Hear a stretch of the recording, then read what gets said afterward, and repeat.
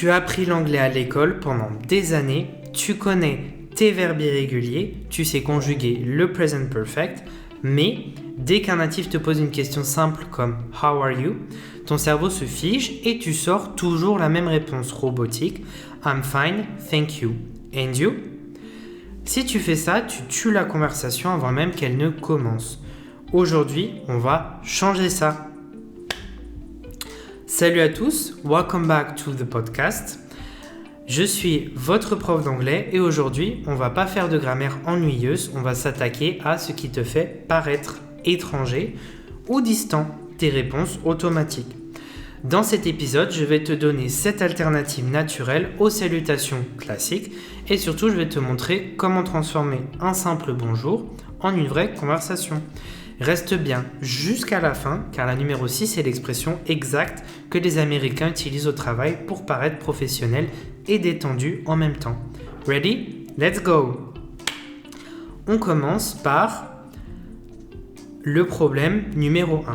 Pourquoi est-ce que I'm fine, thank you est un problème? C'est pas incorrect grammaticalement, c'est juste froid. C'est ce qu'on appelle un conversation killer. Imagine en français, tu croises un ami, ça va? Je vais bien, merci. Et toi? C'est poli, mais c'est très formel. On dirait un manuel scolaire plutôt des années 90. Les natifs, les Américains, les Britanniques, les Australiens, ils utilisent des situations comme un checking émotionnel rapide, pas comme un échange d'informations médicales. Tu vois? Donc, si tu veux te connecter avec les gens, tu dois arrêter le mode robot. Tu dois ajouter de la texture à ta réponse. Et voici comment on fait. Plutôt, pour les amis et la famille, on va commencer par not too bad. C'est classique de l'understatement, de la litote. La situation, tu vas bien, rien d'incroyable, rien de terrible, c'est neutre et positif. Donc, en utilisant not too bad, tu montres que tu es décontracté. Par exemple, Hey, how is it going? Not too bad actually, just finished work. L'alternative numéro 2, c'est can't complain. Celle-ci, elle est excellente, littéralement, je peux pas me plaindre. Pourquoi ça marche? Parce que ça implique que la vie est bonne, ou du moins acceptable. C'est très optimiste sans être arrogant. Attention à la prononciation, on dit I cannot complain, on contracte can't complain. Par exemple, mise en situation, tu es au café, le serveur te demande comment ça va. Hi there, how are you today? Can't complain, the coffee smells great. Vous voyez la différence? Avec I'm fine, la conversation s'arrête. Avec can't complain, the coffee smells great, tu ouvres une porte. Et c'est beaucoup plus facile de communiquer. On a une troisième variante. Beaucoup d'étudiants pensent qu'il faut toujours être positif, mais parfois ça va pas fort. Dire I'm fine quand tu es épuisé, ça sonne faux. Tu peux dire I've been better. La situation, tu as passé une mauvaise journée, mais tu veux pas faire un drame non plus.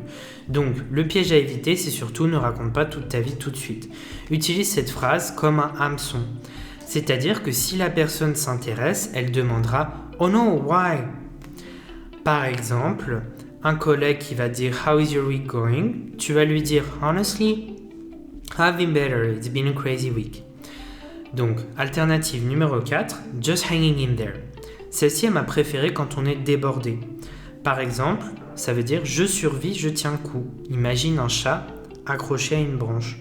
C'est très utilisé pendant les périodes d'examen ou les grosses deadlines au travail.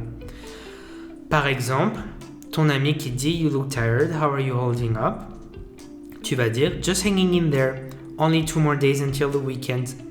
Juste 2 jours jusqu'au week-end. On est à la moitié. Si tu as déjà appris une nouvelle expression, n'oublie pas de mettre un like sur la vidéo maintenant.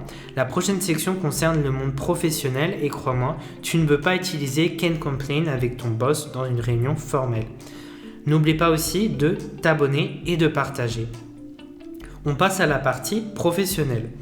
Au bureau, les règles changent un peu. On veut être poli, énergique, mais professionnel. Donc on a doing well, thanks. C'est la version haut de gamme de I'm fine. Pourquoi c'est mieux? Doing well est actif, I'm fine est passif. Le secret, ajoute toujours le prénom de la personne si tu le connais, ça change tout. Par exemple, ton boss qui te dit Good morning, how are you? Toi, tu vas dire Doing well, thanks Sarah.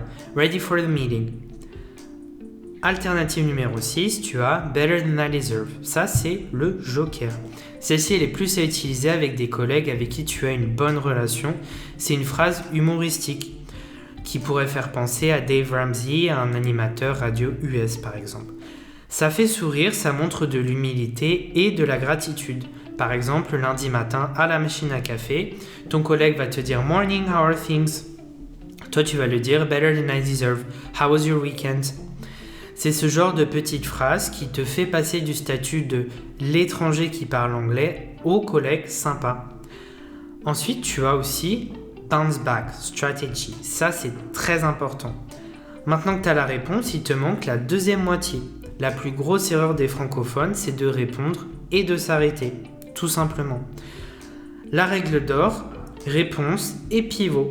Ne dis jamais juste good thanks, dis toujours good thanks plus le pivot. Le pivot A, c'est par exemple la question miroir. Au lieu du robotique and you, utilise how about yourself. Plus classe, plus fluide. What about you? Option 2.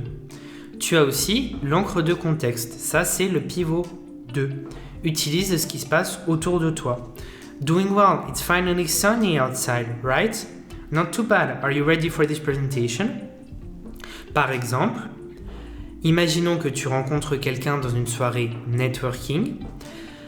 Scénario basique, un peu mauvais. Hi, how are you? I'm fine, thank you. And you? Good. Et là, tu vois, c'est beaucoup moins engageant. On passe au scénario avancé. Hi, how are you? Doing great, thanks. It's pretty crowded in here tonight, isn't it? Et là, yeah, totally. I didn't expect so many people. Boum! Tu vois, la conversation, elle est lancée. Et ça sonne beaucoup mieux. Donc, récapitulons rapidement. Pour arrêter de ressembler à un robot, tu bannis I'm fine de ton vocabulaire pendant une semaine juste pour essayer. Tu utilises not too bad ou can't complain pour le quotidien. Utilise doing well au travail. Et surtout, n'oublie jamais le pivot. Relance la balle immédiatement. L'anglais, c'est pas juste une question de mots, c'est une question de connexion. Quand tu changes ta façon de dire bonjour, tu changes la façon dont les gens te perçoivent.